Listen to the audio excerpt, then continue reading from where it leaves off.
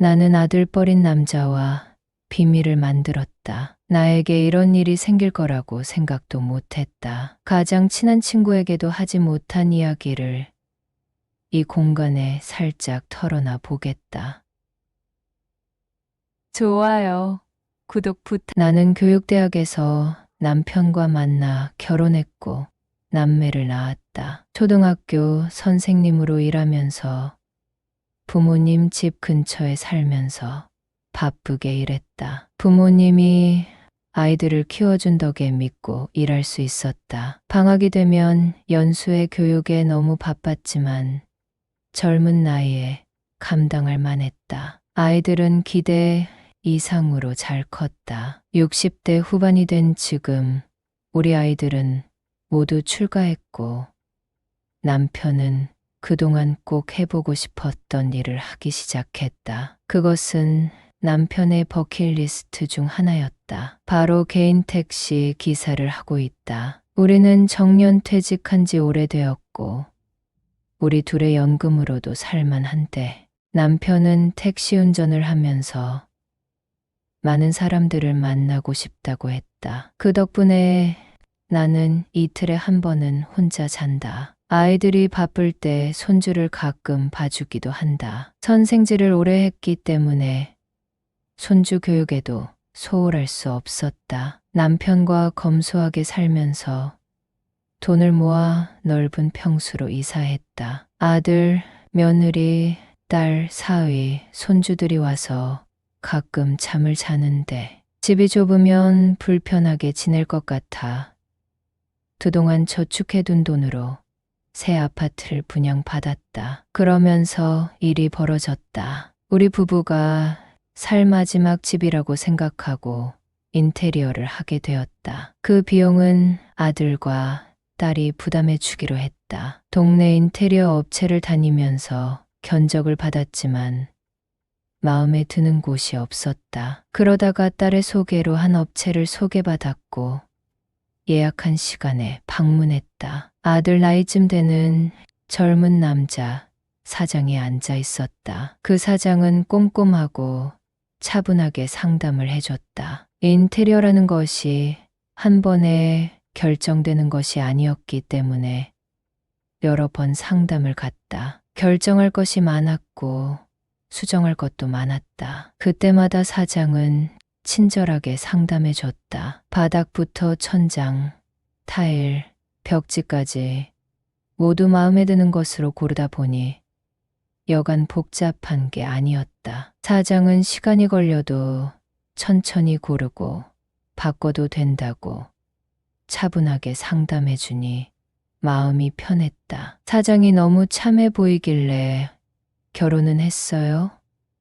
라고 물어봤고 아니요. 일하느라 아직 가정을 이루진 못했어요 라고 했다. 우리 아들 연배와 비슷해 보이는데 사장님도 좋은 여성 만나서 결혼하면 좋겠어요. 색시한테 엄청 잘해줄 것 같아요 라고 하며 말도 편하게 하기 시작했다. 수십 년간 학부모를 상대해봤지만 사장은 정말 인성이 좋아 보였다. 이사날을 앞두고 새 집을 철거했고 계획대로 수리를 해나갔다. 남들이 보면 사치라고 볼 수도 있을 정도로 화려하게 집을 꾸미기 시작했다. 매일 아침 새 인부들이 와서 집을 수리했고 그때마다 사장의 전화를 받았다. 사모님, 오늘은 욕실을 수리할 거예요. 소음이 가장 크게 나는 날인데 아래층에 양해를 구했어요. 제가 음료수도 다 돌렸습니다. 라고 친절하게 설명해 줬다. 나는 매일 이사할 집에 가서 공사 현황을 지켜봤다. 인부들에게 필요한 간식도 챙겨다 줬다. 가끔 사장도 현장에 와서 꼼꼼하게 지시했다. 드디어 이삿날이 되었고 사장은 행복하게 잘 사세요라고 하며 벽걸이, 시계를 선물했다. 한눈에 보기에도 우리 집과 잘 어울리는 시계였다. 사장은 평범하게 생겼지만 안목이 대단히 높아 보였다. 나이 들어 새 집에서 사는 건 정말 행복했다. 대도시 중심부에 있는 새 아파트에서 남부러울 것 없는 살림살이, 좋은 집, 건강한 육체, 남편의 택시기사 면허, 비용은 꽤 큰 돈이 들었다. 하지만 젊은 시절 개미같이 모으고 투자를 해둔 덕에 아낌없이 지출할 수 있었고,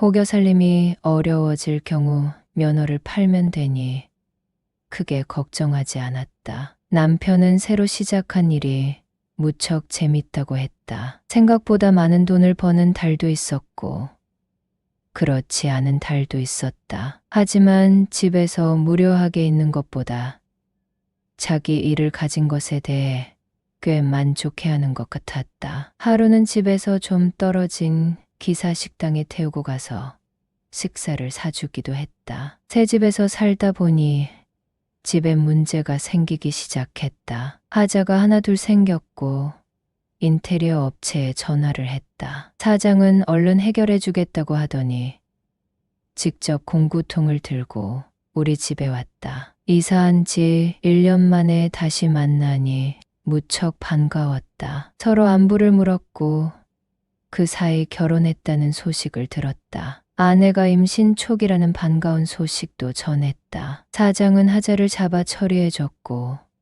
비용이 얼마나 드냐고 했더니 1년까지는 무상으로 수리해주고 있다고 했다. 그날은 무척 더웠고 머리에 땀을 흘리고 일하는 사장이 안타까워 아이스 커피를 대접했다. 먹는 모습도 어찌나 예쁜지 말 한마디, 행동 하나하나 모두 멋있어 보였다. 아들뻘인 사장에게 이런 마음을 품고 있다는 게 부끄러워 티내지 않으려고 했지만 사장은 내게 이런 말을 했다. 사모님, 제 와이프 보여드릴까요?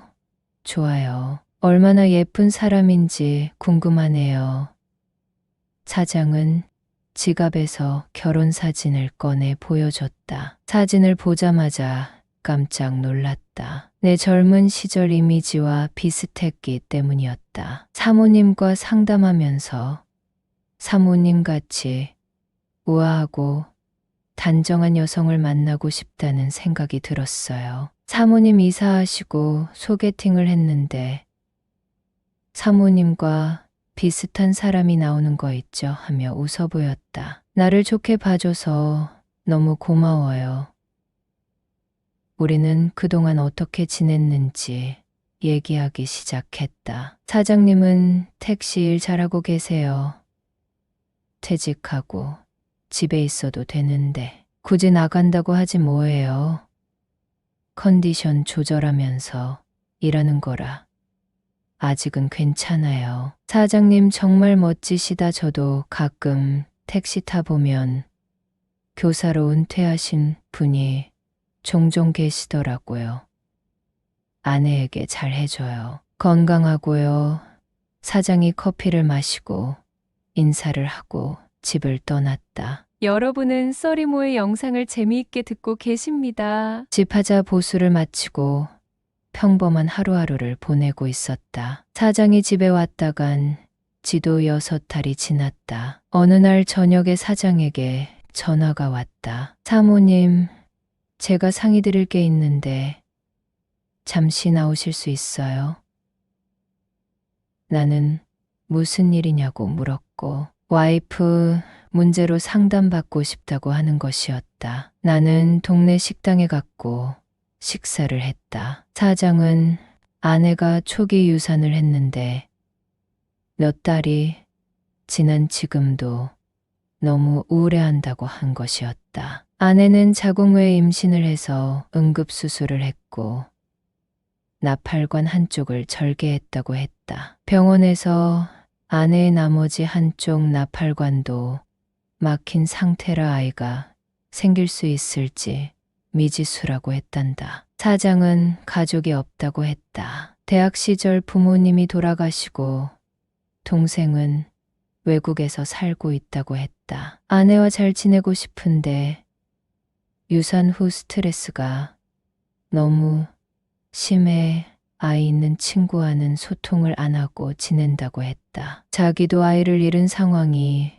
너무 힘들지만 아내는 더 힘들어하는데 어떻게 해줘야 할지 조언을 구하고 싶다고 했다. 나는 집에 일찍 들어가서 아내와 시간을 많이 보내라고 했다. 사장은 사업이 잘 돼서 매일 늦게까지 상담이 잡혀 있다고 했다. 아내를 잘 챙겨주고 싶지만 사업을 놓을 수 없는 상황이라 막막하다고 하소연했다. 자기도 부모님이 없으니 조언을 구할 만한 상대가 없어 답답했는데 내가 생각났다고 하는 것이었다. 꼭 아이를 가져야 하는 것도 아니라 편하게 부부 생활을 하면 되는데 그마저도 응해주지 않는다고 하는 것이었다. 나도 사장에게 솔직하게 말해야 할 것 같았다. 사장님, 나도 우리 남편이랑 각방 쓴 지 10년이 넘었어요. 한 공간에서 살긴 하는데 각자 살고 있어요. 사장은 눈을 동그랗게 뜨며 사모님 부부도 그런 고민이 있군요. 네, 나도 사실 너무 외로워요. 좋은 집, 좋은 가구가 있으면 뭐해요? 몸이 외로운데 사장은 오늘 저 좀 도와줄 수 있어요?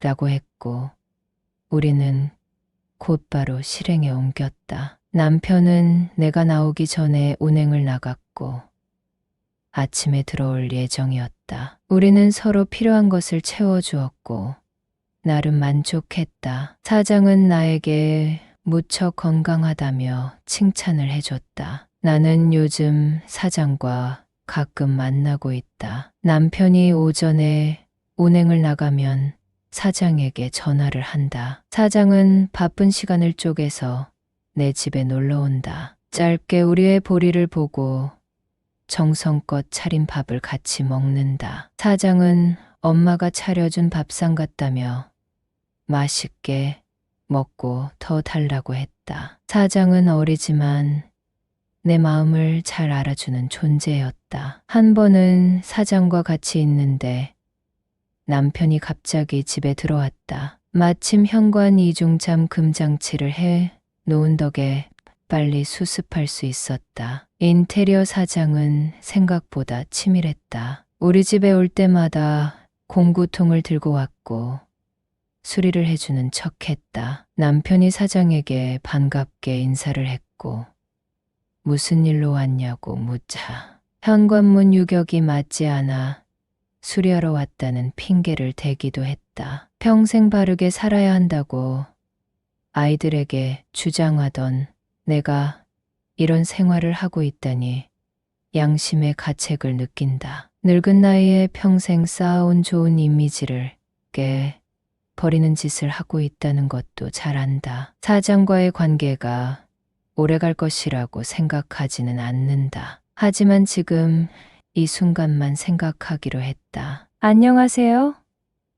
아버지의 사촌형의 부인인 당숙모님과 일이 있어서 그 얘기를 풀어놓으려고 합니다. 구독, 좋아요 눌러주세요. 제가 울산에서 직장 다닐 때 보름 동안 진해에 있는 조선소로 출장 갈 일이 있었습니다. 원래는 제가 필리핀 출장을 가야 했는데 어째 일이 어그러져서 제가 진해로 가게 되었답니다. 진해에는 제 육촌형이 해군 군무원으로 일하고 있어서 생각난 김에 전화했더니 원래 그냥 만나서 술이나 한잔 하려고 전화한 것이었는데 진해 오면 형 집에서 지내라고 해서 처음에는 거절하다가 그러기로 했어요. 아직도 생각나는 게 첫날은 형이랑 술 먹고 들어와서 그냥 잤는데 둘째 날 퇴근하고 들어오니 형이랑 형수랑 싸우고 있더라고요. 이 새끼, 저 새끼, 이 X라고 욕하다가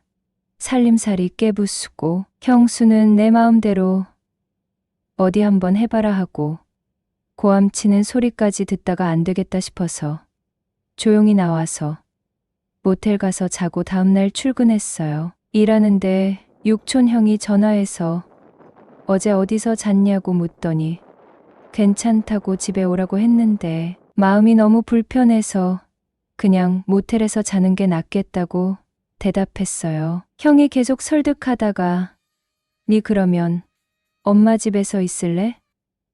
거기도 조선소랑 가깝다고 하더라고요. 육촌형의 엄마인 당숙모는 거의 말 한 번 안 해본 사이라 뻘쭘할 것 같아서 됐다고 했는데 뭐가 됐냐고 엄마한테 전화해 본다고 전화 끊어보라고 하더니 좀 있다가 일 마치고 형 집으로 오라고 해서 퇴근해서 짐 챙겨서 형이랑 당숙모 집으로 갔어요. 당숙이 우리 아버지 사촌 형인데 제가 어렸을 때 돌아가셔서 어렴풋이 기억이 나는 정도이고 당숙모는 당숙 돌아가신 후로는 명절이나 가족 행사 때도 육촌형 혼자 오고 큰 할아버지 돌아가셨을 때 장례식장에서 본 정도였거든요. 다른 친척들하고도 거의 연락 안 하는 것 같았고 장례식에서도 혼자 조용히 계셔서 말수가 적고 대하기 어려운 분이라고 생각했는데 문 열고 들어가니까 아이고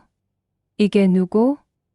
내 큰엄마 기억나나? 하고 생각보다 밝게 웃으면서 맞아주셔서 형 집보다 지내기 속 편할 것 같다는 생각이 들었어요. 부부싸움이 아니라도 육촌 형수는 나이도 비슷하고 많이 불편했거든요. 정식 호칭은 당숙모지만 당숙모도 자기를 큰엄마라 하고 저도 큰엄마라고 불러서 호칭은 큰엄마입니다. 큰엄마 집에서 며칠 출퇴근했지만 아침 일찍 나가고 저녁도 먹고 들어와서 큰 엄마랑 얘기할 시간은 거의 없었는데 회식하고 술을 좀 많이 마셔서 대리기사를 불러서 집에 왔는데 현관에서 신발 벗다가 넘어진 건지 주저앉은 건지 기억이 잠깐 끊겼다가 형광등 불빛이 눈부셔서 살짝 눈을 뜨니까 큰엄마가 이미 내 셔츠는 벗겼고 바지는 벗기는 중인데 양쪽 옆구리 쪽을 잡고 바지를 벗긴 건지 옆구리 쪽 팬티가 좀 내려온 느낌이 났어요. 순간 너무 쪽팔리기도 해서 자는 척 눈 감고 있으니 바지 뒤집어 벗은 거 정리해서 옷걸이에 거는 소리가 들리고 이제 나가려나 했는데 제가 깔고 누워있던 이불을 빼서 덮어 주려는지 이불을 당기는 느낌이 났어요. 그러다가 큰엄마 손이 제 남자에 닿는 느낌이 들더라고요. 그래서 이 분위기가 뭐지?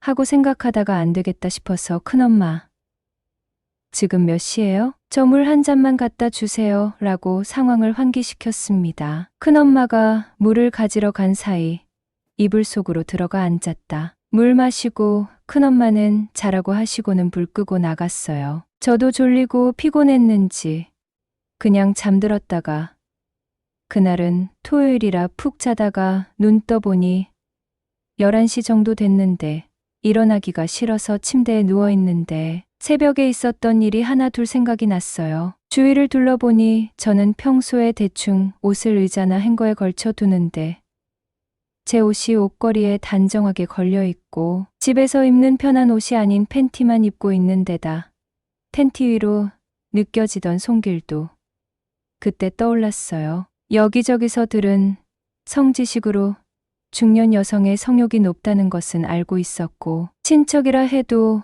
거의 남남이나 마찬가지니까 그럴 수도 있다고 생각하고 큰엄마가 많이 외로우신가 보다 하고 생각했어요. 집에 같이 있기 어색해서 PC방 가서 시간 보내다가 집에 들어가니까 저녁 차리고 있어서 같이 저녁 먹고 저는 방에 들어와서 인터넷을 보고 있는데 큰엄마가 웬 양주를 한 병 들고 들어오더니 이건 느그 육촌형이 갖다 놓은 건데 묵는 사람도 없는데 내가 묵을래? 하고 말을 걸더군요. 사실 저도 양주는 잘 안 먹고 잘 알지도 못하지만 받아서 보니까 일단 박스에 굿납이라고 써 있었고 병에도 굿납 표시와 함께 엑스오 꼬냑이라고 적혀 있었어요. 아마도 형이 군무원이라 면세주를 사온 것 같은데 그냥 맛이 궁금하기도 하고 까서 마셔봤는데 그런대로 먹을만 했어요. 큰엄마는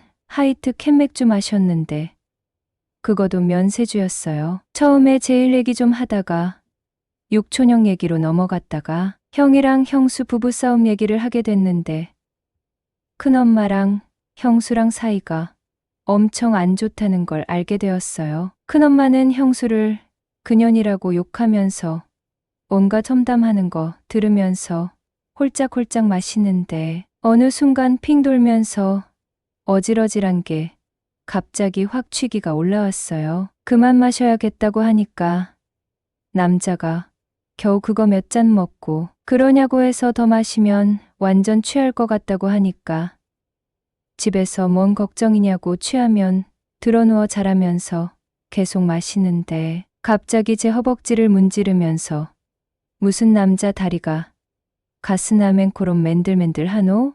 라고 하는 거예요. 큰엄마는 긴 추리닝 바지를 입고 있었는데 큰엄마 다리랑 제 다리를 번갈아 만지면서 잘 모르겠는데? 라고 하더니 우리 그러지 말고 한번 하자고 하는 거예요. 그래서 큰엄마의 소원을 들어줬죠. 큰엄마는 어이쿠 좋다 하면서 적극적으로 반응했어요. 큰엄마의 몸은 살집이 있고 살도 맨들맨들해서 참 좋았습니다. 그날 큰엄마 방에서 밤새도록 3번이나 일을 치렀어요. 일요일에는 정신이 좀 드니까 쑥스럽기도 했는데 큰엄마와 자연스럽게 관계를 가지게 되었어요. 괜히 어색해서 제가 웃었더니와 또 하자고 하면서 저를 덮치는데 일요일에는 제가 더 적극적으로 해줬네요. 이상하게 일하고 오면 피곤해서 얼른 자고 싶은데 곤히 자고 나서 아침에 출근하기 전에는 자는 큰엄마 깨워서 큰엄마와 제가 좋아하는 그것을 하고 출근하곤 했어요. 물론 퇴근하면 큰엄마는 제가 좋아하는 음식을 한 상 차려줬습니다. 울산으로 돌아간 이후로도 주말에 큰엄마 집에 가끔 놀러 갔다 오기도 했는데 큰엄마에 대한 집착, 사생활 집착도 심해지는 것 같아서 계속 미루다가 안 가게 됐네요. 저는 외로운 큰엄마께 도리는 다 했다고 생각합니다.